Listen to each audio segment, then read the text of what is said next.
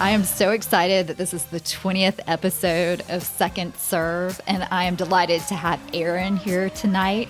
And we thought it would be the perfect time to discuss what we've learned so far from the different episodes. I remember we did an episode on tennis record, TLS, and UTR, and I remember our friend Teresa and you both told me to stop looking at rankings before a match, so I've stopped doing that. And on the episode about crazy situations that happen on the court, our friend Michelle discussed how if something crazy happens on the court with your opponent, the next time you play them, you should show them a lot of grace and wipe the slate clean and show it with your best attitude. And I had never really thought about doing it that way instead of the way I normally am, which is like, oh, great, I have to play this player. That's how I feel too. Yes.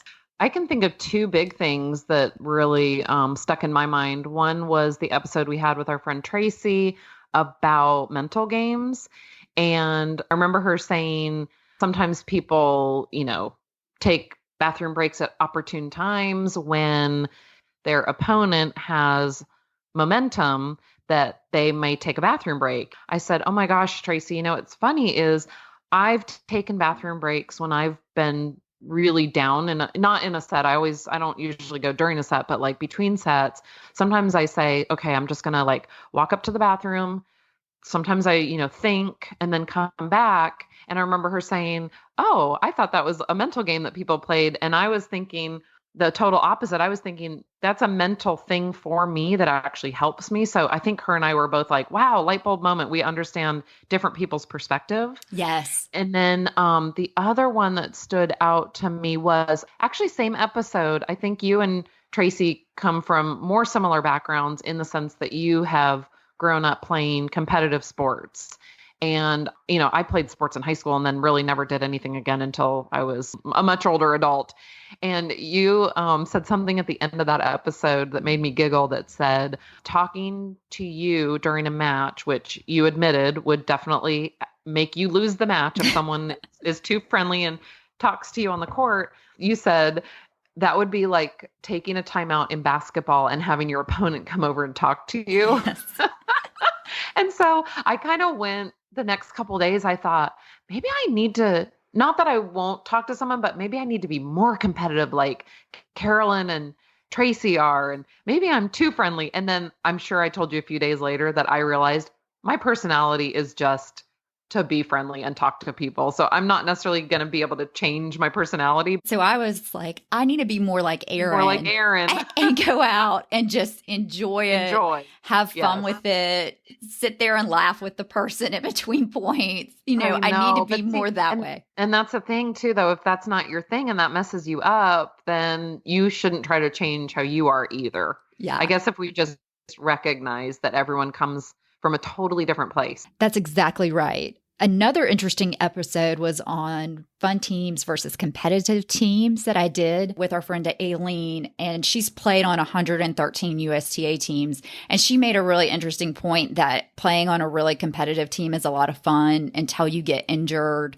or until you're not playing well. And I never really thought about that before, that those teams are fantastic as long as you're winning. And then, of course, the episode with Triangle Tennis for Equality. Yeah, that was really powerful. Yeah, Tracy, Heather, and Yubi are just incredible people that started that organization. And when Tracy said, what could we do is that we could, if we have a teammate that is being discriminated against, that we should stand up and say something. Yeah. This is the one little thing you can do is on the tennis court. You can stand up and say something. Yeah, when we had that question in mind and we asked it, that was a really good response, because I don't know that was the response I thought we were going to get, but that is like the most basic thing is when someone is being discriminated against or just treated differently. Like she talked about how she was treated so differently than her partner who was Caucasian.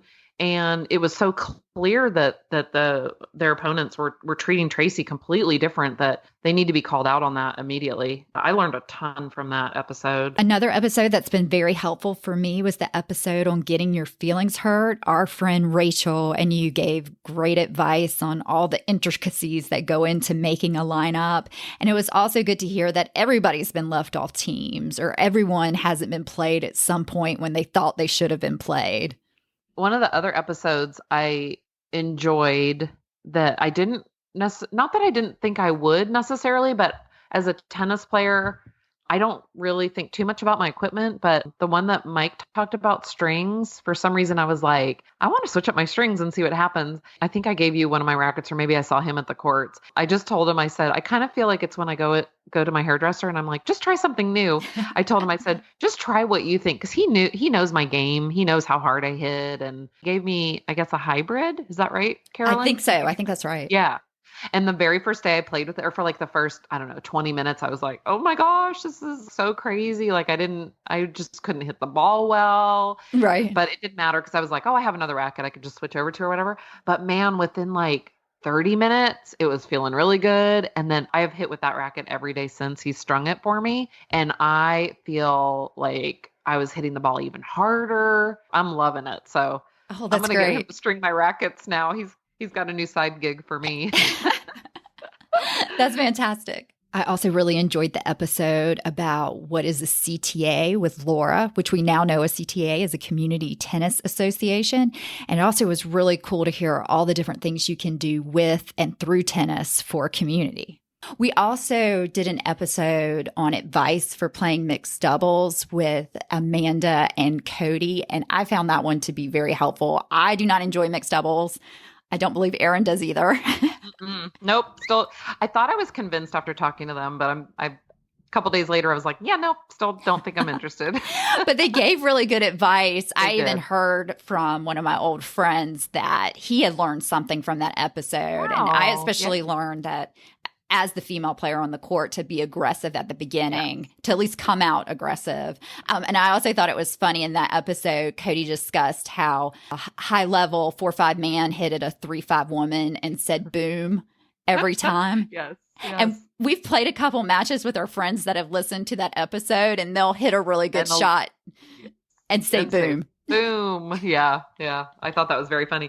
I realized that people didn't even tell me that they heard that episode until I heard them saying boom. And I was like, oh, clearly they listened to the mixed episode. There was one on winning 6-5 states that our friends Rachel and Charity discussed when they won, which Erin was a part of that team. So congrats to Erin for winning 6-5 states as well. But I remember Charity talking about icing her legs after the matches because you guys had to play, what was it, Erin, 6 matches in a few days? I realized that now I need to start doing that. I could normally go back in the hotel room and I'm drinking a Coke. So it gave me some good advice as to what I should be doing. Yeah.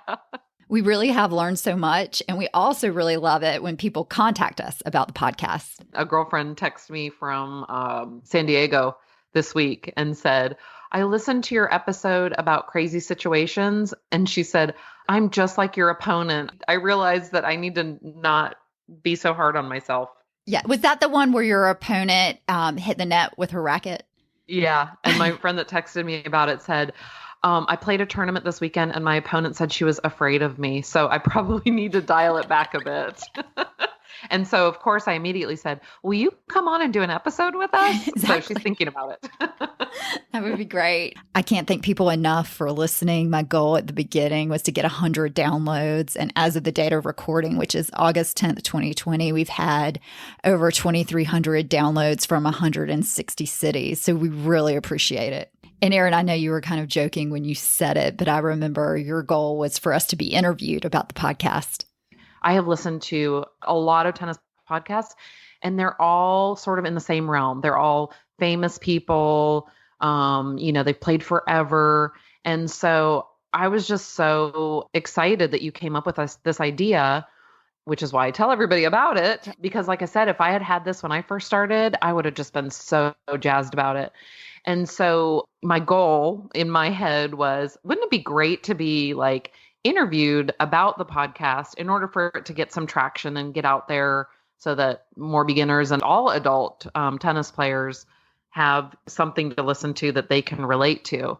For my goal, saying in my own mind and kind of joking to you about being interviewed, that actually came true You met your goal and I met my goal already. So. That's right. Erin has put together a fantastic Facebook page, and it was actually through that Facebook page that someone locally named Laura got in contact with us and then sent our information on to the marketing and communications coordinator for USTA North Carolina, who wrote that really nice article about us. And if you want to check that out, go to our Facebook page, which is Second Serve Podcast. My only other goal was for Ashley Barty to play tennis with me, but I think I'm going to be waiting on that for a while. Again, we really appreciate everyone that's listened to the podcast and all our friends that were willing to be on it. We are definitely not experts, but we are having so much fun doing these. So we hope to continue to do these for a long time.